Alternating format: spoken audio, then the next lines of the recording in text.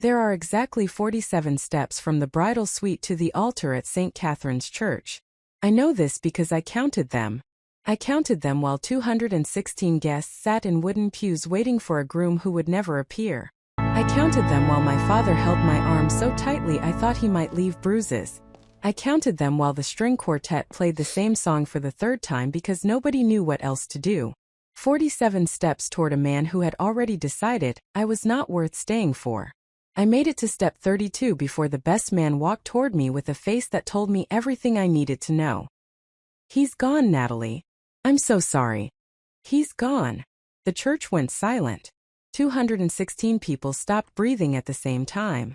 And I stood there in my mother's vintage wedding dress, the one she had altered herself, the one she had worn when she married my father 30 years ago. And I felt the world collapse beneath my feet like I was standing on ice that had finally decided to crack. Derek was gone. My fiancé of 3 years. The man I had built my entire future around. The man who had proposed to me on a beach in Santorini, while the sun set behind us like something out of a movie. Gone. No explanation. No goodbye. No text message. Nothing. Just gone. My mother reached me first. I do not remember what she said. I do not remember what anyone said. The next few hours exist in my memory like photographs that have been left out in the rain. Blurred, faded, impossible to fully recover. I remember my father's face, tight with rage and helplessness. I remember my sister trying to corral the guests, telling them there would be no reception, no celebration, no wedding. I remember the caterer asking what to do with 300 portions of chicken piccata. I remember the wedding planner crying harder than I was. I remember walking out of that church through a side door, still in my dress, still wearing the veil my grandmother had worn 50 years before me. I remember sitting in the back of my parents' car while my mother drove in silence and my father stared out the window like he was planning a murder. And I remember the thought that kept circling my mind like a vulture waiting for something to die. Everyone is going to remember this forever. Every person at that wedding. Every friend. Every family member. Every distant cousin who flew in from another state. They would all remember the day Natalie Reeves was left at the altar. They would tell the story at dinner parties. They would whisper about it at family reunions. They would look at me with that mixture of pity and curiosity that people reserve for tragic figures. I was no longer a person. I was a cautionary tale. The first week was the worst. I did not leave my apartment. I did not answer my phone. I did not eat anything except the crackers my sister forced into my hands when she came to check on me. The wedding gifts sat in boxes in my living room like accusations. The honeymoon tickets to Greece sat on my counter, mocking me with promises of a future that no longer existed. The apartment Derek and I had been planning to move into together sat empty, waiting for tenants who would never arrive. I could not even cry properly. The tears would start and then stop, like a faucet with a broken handle. I would feel the grief building in my chest, and then watch it dissolve into numbness before it could fully form. I was not sad. I was hollow. There is a difference. Derek finally sent a text message on day 8. I stared at my phone for 20 minutes before I could bring myself to open it. "I'm sorry. I couldn't do it. I realized I wasn't ready. You deserve someone who is sure and I wasn't sure. Please don't hate me. I hope you find someone who can give you what I couldn't." 12 sentences. That is what 3 years of my life was worth to him. 12 sentences and a hope that I would not hate him. I typed and deleted 17 different responses before I finally settled on the only one that mattered. "I don't hate you, Derek. Hating you would require me to still care. And I don't. I hope you find whatever you're looking for. But don't ever contact me again." I blocked his number before he could respond, and then I sat on my kitchen floor and finally cried. The whispers started within days. I heard them everywhere. At the grocery store. "That's her. The one who got left at the altar. Can you imagine? 200 people watching. How humiliating." At my parents' church. "Such a shame about Natalie. She must have done something. Men don't just leave for no reason." At family gatherings. "I always thought Derek was too good for her. He's so successful and she's just a... What does she do again? Something with cakes. Something with cakes." I was a pastry chef. I had trained at one of the best culinary schools on the East Coast. I had worked in 3-star restaurants. I had created desserts that food critics called transcendent and revolutionary. But to my family, I was just something with cakes. The judgment was relentless. My aunt called to tell me that maybe this was God's way of teaching me humility. My cousin posted a vague social media message about how some people need to learn to hold on to good things before they slip away. My own mother, in a moment of frustration, asked me if I had done something to push him away. Done something. Like I had committed some secret crime that justified being abandoned in front of everyone I knew. Like I deserved this. For a while I believed them. I replayed every argument Derek and I had ever had. I analyzed every moment of our relationship, searching for the fatal flaw that had driven him away. I questioned everything about myself. My appearance, my personality, my ambition, my worth. Maybe I was too focused on my career.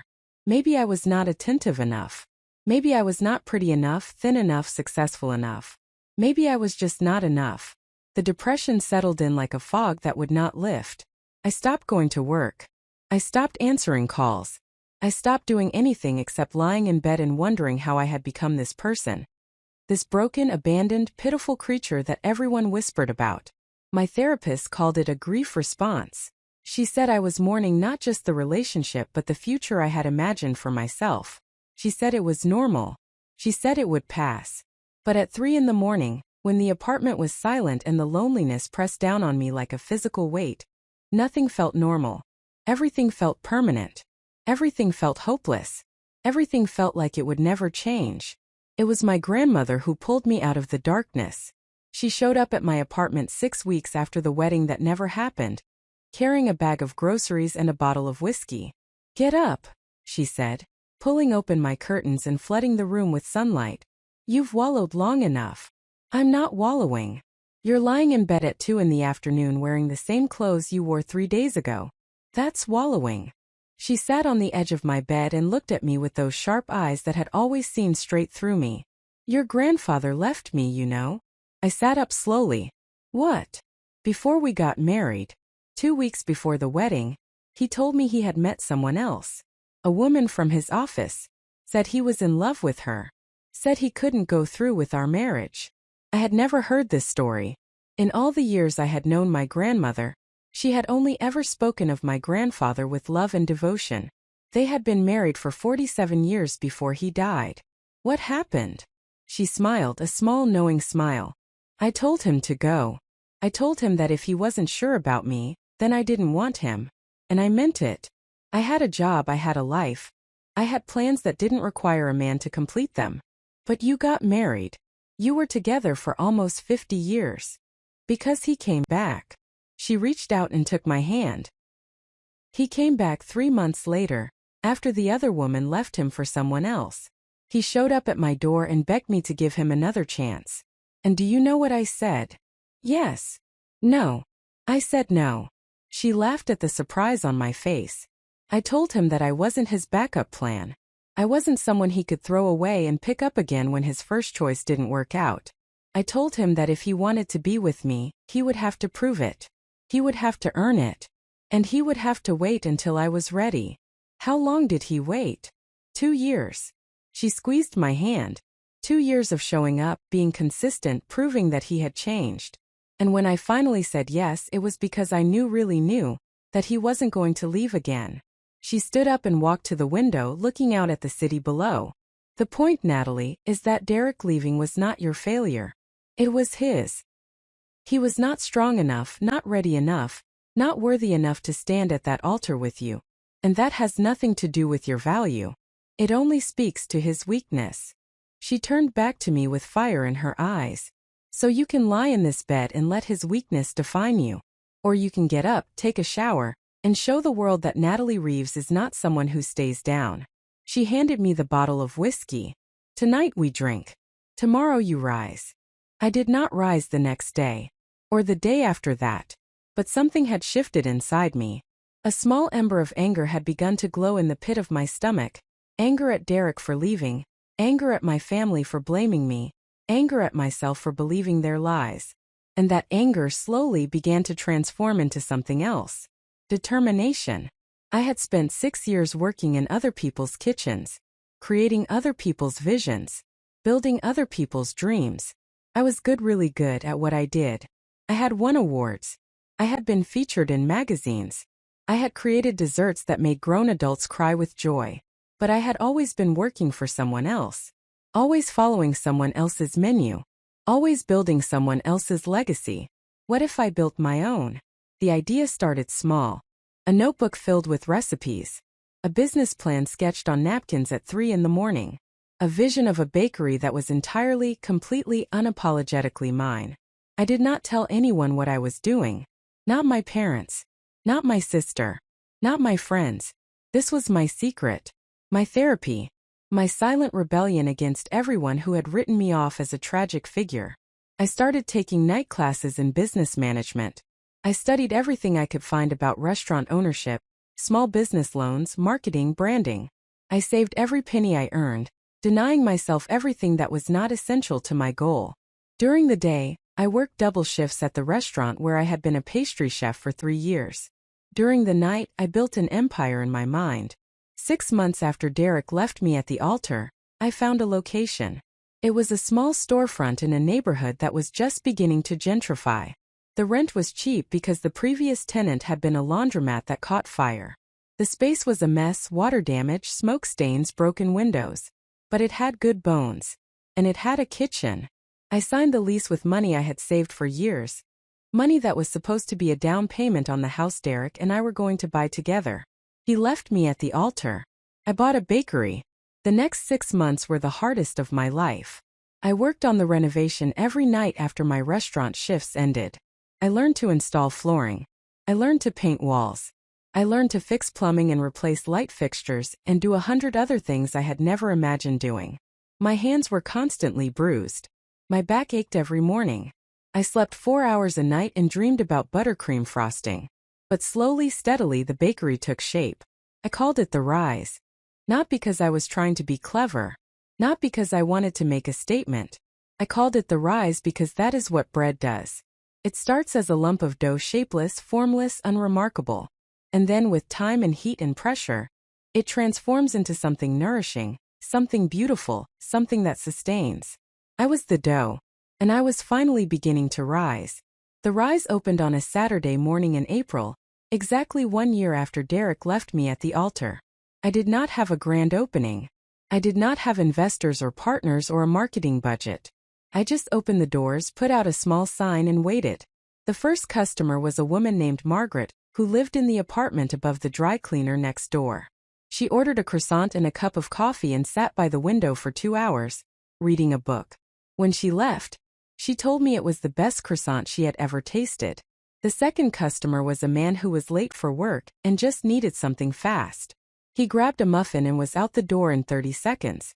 He came back the next day. And the day after that. And every day after that for the next 3 months. Word spread slowly the way good things always do. The food bloggers came first, young people with cameras and social media accounts who photographed my pastries from 17 different angles before taking a single bite. Then came the local newspaper, writing a small piece about the new bakery changing the neighborhood. Then came the lines. By month 6, people were waiting outside the Rise before I opened the doors. By month 9, I had to hire my first employee. By month 12, I was turning down catering requests because I did not have the capacity to fill them. I was succeeding. Quietly, invisibly. While everyone who had pitted me was still telling the story of my humiliation at dinner parties, I was building something remarkable. I still had not told my family, partly because I was afraid they would find some way to diminish it, partly because I wanted to prove myself before I invited their opinions, partly because I had learned in the year since Derek left that I did not need their validation anymore. I was enough. I had always been enough. I just needed a broken engagement to finally see it. The news reached my family eventually. It was not me who told them. It was a cousin who saw a feature about the Rise in a lifestyle magazine and texted my mother with a screenshot. My phone rang 20 minutes later. "Natalie, is this true? You own a bakery? Why didn't you tell us?" I wasn't ready to tell anyone. "But we're your family. We could have helped. Your father knows people in real estate. Your uncle is an accountant. We could have." I didn't want help. There was a long pause on the other end of the line. I don't understand why you felt you had to do this alone. I understood, though. I understood completely. Because my family's help always came with strings. Their support always came with expectations. Their love always seemed conditional on me being the person they wanted me to be. And after a lifetime of trying to fit into their mold, I had finally decided to create my own. I wanted to see what I could build on my own, I said carefully. Without anyone's help. Without anyone's opinions. Without anyone telling me what I should or shouldn't do. My mother was silent for a moment. We're proud of you, Natalie. I hope you know that. I wanted to believe her. I really did. But I had learned not to trust words that came too easily. The family invasion began within weeks. First came the visits. My parents drove 2 hours to see the rise and spent the entire time offering suggestions for improvements. My sister came with her husband and children and implied that I could use some help with the decor. My aunt showed up unannounced and told me the prices were too high for a neighborhood like this. Then came the requests. My cousin asked if I could provide free pastries for his daughter's birthday party. Just family stuff, nothing formal. My uncle asked if I could cater his office holiday party at a family discount. My mother asked if I could bake the cake for my grandmother's 90th birthday, then complained when I said I did not have time because of orders from paying customers.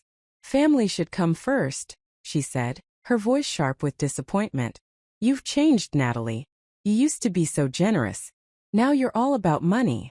Money. Like I was not working 18-hour days. Like I was not still paying off business loans. Like I was not reinvesting every penny back into the rise to keep it growing. I tried to set boundaries. I tried to explain that I could not give away free labor just because we shared DNA. I tried to help them understand that my business was not a hobby I could set aside whenever they needed something. But the guilt trips continued. And so did the whispers. Natalie has gotten so cold since she started that bakery. Success has really changed her. She thinks she's better than us now. I always knew she was selfish. Remember how she pushed Derek away? Derek. Even now, 2 years later, they still blamed me for Derek. I was a success, but I was still the woman who got left at the altar. In their eyes, I always would be. And then Derek came back. I was closing the rise on a Tuesday evening, my one early night of the week, when I looked up and saw him standing on the sidewalk outside. He looked different. Thinner.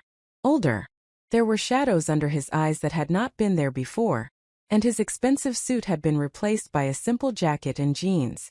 My first instinct was to lock the door and pretend I had not seen him, but I was not that person anymore. I opened the door and stepped outside. What do you want, Derek? He flinched at my tone. Flat, emotionless, completely devoid of the affection that used to color every word I spoke to him. I wanted to see you. To talk. We have nothing to talk about. Please, Natalie. Just 5 minutes. I looked at him, really looked at him for the first time in 2 years. The man who had haunted my nightmares. The man whose absence had almost destroyed me. The man I had once loved more than I loved myself. He looked small.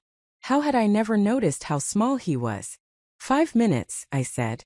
We sat at one of the outdoor tables, the same tables where couples had their first dates and families celebrated birthdays and friends caught up over coffee and pastries. I made a mistake, he said, the words tumbling out like he had been rehearsing them for months. Leaving you was the worst decision of my life. I was scared. I panicked.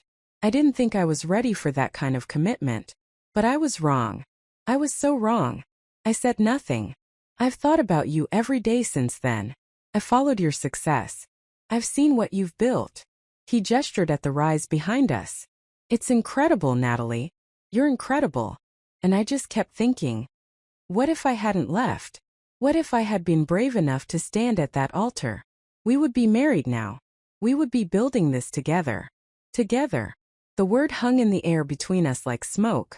What do you want, Derek? I want another chance. He leaned forward, his eyes desperate. I know I don't deserve it. I know I hurt you in a way that can never be fully healed. But I'm different now. I've done therapy.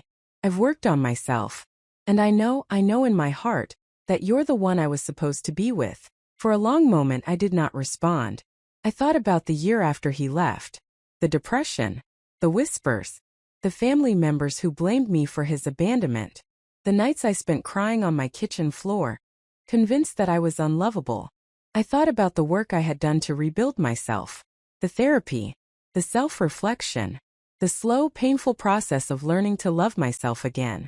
I thought about the rise, about the customers who came back every day, about the employees who had become family, about the life I had built from the ashes of the future he had burned down. And I realized something. He had not come back because he loved me.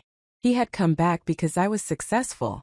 When I was just something with cakes, he ran away. When I was a woman standing alone in a wedding dress, I was not worth staying for. But now that I was in magazines, now that I was building an empire, now that I was someone, now he wanted another chance. No, I said. His face fell. Natalie. No. We are not doing this. I stood up and he stood with me. You left me at the altar in front of 200 people. You sent me a 12-sentence text message after 3 years together. You let me believe that I was the problem, that I was not enough. You are enough. You've always been enough.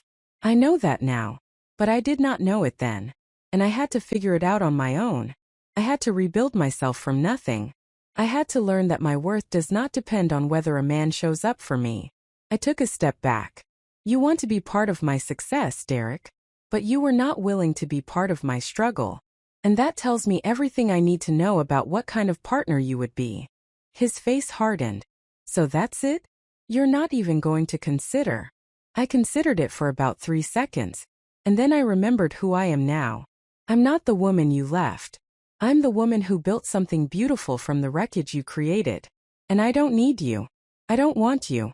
I have everything I need. I walked back toward the rise, then paused at the door. Goodbye, Derek. I hope you find whatever you're looking for. But you're not going to find it with me.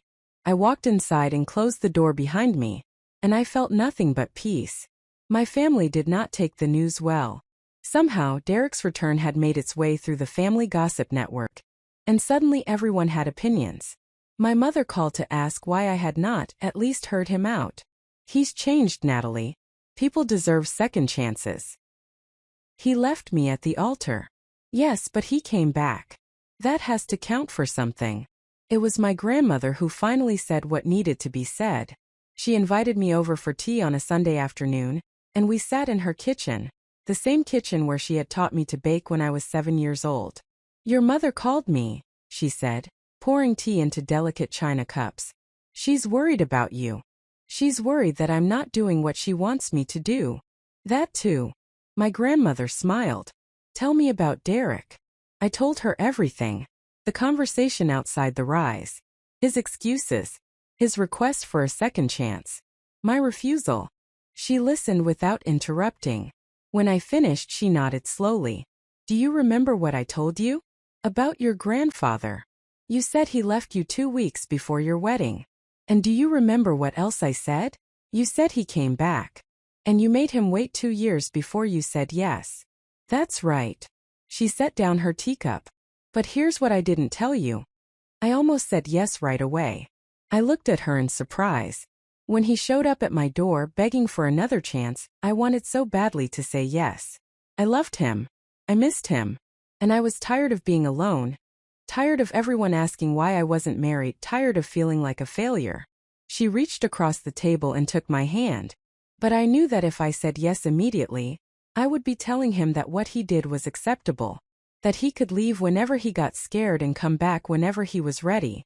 That my time, my heart, my life were just waiting for him to decide he wanted them. So you made him prove it. I made him prove it. And more importantly, I made myself prove it. I spent those 2 years building a life that didn't need him. I got a better job. I made new friends. I learned who I was when I wasn't waiting for a man to complete me. She squeezed my hand. When I finally said yes, it was from a position of strength, not desperation. I wasn't saying yes because I needed him. I was saying yes because I wanted him. And there's a world of difference between those two things. I don't want Derek. I know you don't. And that's exactly the point. She smiled. You've done what I did. You've built a life that doesn't need him. The rise, your success, your independence, those are yours. You don't need anyone's validation or permission. She stood up and walked to the window. Your mother is worried because she doesn't understand. She came from a generation where a woman's success was measured by the man she married. But you're building something different. Something that belongs entirely to you. She turned back to me. I'm proud of you, Natalie. More proud than you will ever know. 3 months after Derek came back, my family held an intervention. That is the only word for it. They gathered at my parents' house, my mother, my father, my sister, my aunt, my uncle, 2 cousins, and sat me down in the living room like I was a teenager who had been caught smoking. We're worried about you, my mother said. You've become so isolated. You never come to family events anymore. You're always working. And now this thing with Derek. What thing with Derek? You turned him away. He came back, ready to make things right, and you just rejected him. Because I don't want to be with him. But why? My aunt leaned forward. He's successful. He's handsome. He made a mistake, yes, but he's trying to make amends. What more do you want? I looked around the room at the faces of people I had known my entire life. People who had watched me grow up. People who had been there on my worst day, standing in those church pews watching my humiliation. And I finally understood. They were not worried about me. They were worried about the story. As long as I was single and alone, the story was tragic. Poor Natalie, left at the altar, never recovered. But if I took Derek back, the story became romantic. Poor Natalie, left at the altar. But he came back and they lived happily ever after. They did not want me to be happy. They wanted the story to have a neat ending. Let me ask you something, I said, my voice calm. Did any of you visit me during the 6 months after Derek left? Did any of you call to see how I was doing? Did any of you offer to help when I was so depressed I could barely get out of bed? Silence. No. You whispered about me behind my back. You blamed me for being left. You asked what I had done to push him away. I stood up. And now that I've built something successful, now that I'm in magazines and newspapers, now that I don't need anyone's help, now you want to tell me how to live my life? Natalie, that's not. It is. It's exactly what this is. I looked at my mother. You called me something with cakes. You made me feel like my career was a joke. You made me feel like my only value was in the man I married. My mother's face flushed. I never. You did. You might not remember, but I do. I remember every time you asked when Derek and I were going to have kids. I remember every time you compared me to my sister and her husband. I remember every time you made me feel like I was falling behind in some race. I never agreed to run. I walked toward the door. I love you all. I do. But I'm done letting your expectations dictate my choices. I'm done apologizing for building a life that doesn't look like what you imagined for me. And I'm done pretending that your opinions matter more than my own peace. I opened the door. When you're ready to accept me as I am, not who you want me to be, you know where to find me. I left, and I did not look back. The confrontation with my family was not the end of the story. It was the beginning of a new chapter. Over the next year, the rise continued to grow. I opened a second location, then a third. I hired a team of bakers and managers who shared my vision. I started a wholesale operation that supplied pastries to restaurants and cafes across the city. The rise became more than a bakery. It became a brand. And I became more than the woman who was left at the altar. I became the woman who built an empire from heartbreak. Some of my family came around eventually. My grandmother was always there. My sister reached out after 6 months, apologizing for the intervention, admitting that she had been projecting her own insecurities onto me. My father called on my birthday and told me in his quiet way that he was proud of what I had accomplished. My mother took longer. But one day, about a year after the intervention, she showed up at the rise. She did not ask for anything. She did not offer advice or criticism. She just sat at a corner table, ordered a croissant and a cup of coffee, and watched the customers come and go. When she finished, she came to the counter where I was working. "This is really something, Natalie," she said quietly. "What you've built. It's really something." I looked at her, my mother who had never quite understood me, who had always wanted me to be someone I was not, and I saw something I had not seen before. Respect. "Thank you, Mom." She reached out and squeezed my hand. "I'm sorry," she said. "For all of it. The comments. The pressure. The expectations. I thought I was helping. I thought I was preparing you for a world that doesn't make it easy for women. But I was just making it harder. I felt tears pricking at my eyes. I'm not saying everything is fixed, she continued. I know I have a lot to make up for. But I want you to know that I see you now. Really see you. And I'm prouder of you than I have ever been of anyone. It was not a perfect reconciliation. It was not a movie ending where everything was suddenly healed. But it was a start. And that was enough. Yesterday, I got a delivery at the Rise. A small package with no return address. Inside was a newspaper clipping and a note. The clipping was an announcement from a local business journal. Derek and his business partner were being investigated for fraud. Their company was facing bankruptcy. Several employees had filed lawsuits. The note had just 4 words, written in unfamiliar handwriting. You dodged a bullet. I do not know who sent it. Maybe the universe. Maybe karma. Maybe just a stranger who knew the story and wanted me to have the update. But I sat with that clipping for a long time, thinking about the woman I was 3 years ago. The woman in the wedding dress standing on step 32, watching her future collapse. The woman who cried on her kitchen floor, convinced she would never recover. The woman who believed even for a moment that she was not enough. And I thought about the woman I am now. The owner of a thriving bakery empire. The employer of 47 people who depend on me. The creator of something beautiful that did not exist until I willed it into being. The woman who learned that being left at the altar was not the end of her story. It was the beginning. If you are watching this from a place of heartbreak, if someone has left you, abandoned you, made you feel like you were not worth staying for, I need you to hear something. This is not your ending. This is the plot twist that changes everything. The person who left you did not see your worth. But their vision was limited. Their capacity for love was limited. Their ability to recognize treasure was limited. That says nothing about your value. That says everything about their limitations. You are not the person who was left. You are the person who will rise. You are not the victim of someone else's cowardice. You are the hero of your own story. And this is just the moment before everything changes. I was left at the altar in front of 200 people. It was the most humiliating moment of my life. It was also the best thing that ever happened to me, because it forced me to stop waiting for someone else to give my life meaning. It forced me to stop measuring my worth by someone else's willingness to stay. It forced me to build something that was mine, completely, entirely, unapologetically mine. And now I have a life that needs no one else to complete it. I am complete. I always was. I just needed a broken heart to see it clearly. So if you are broken right now, if you are shattered on the floor wondering how you will ever recover, please hear me. You will recover. You will rise. You will build something so beautiful that the person who left you will wonder how they ever walked away.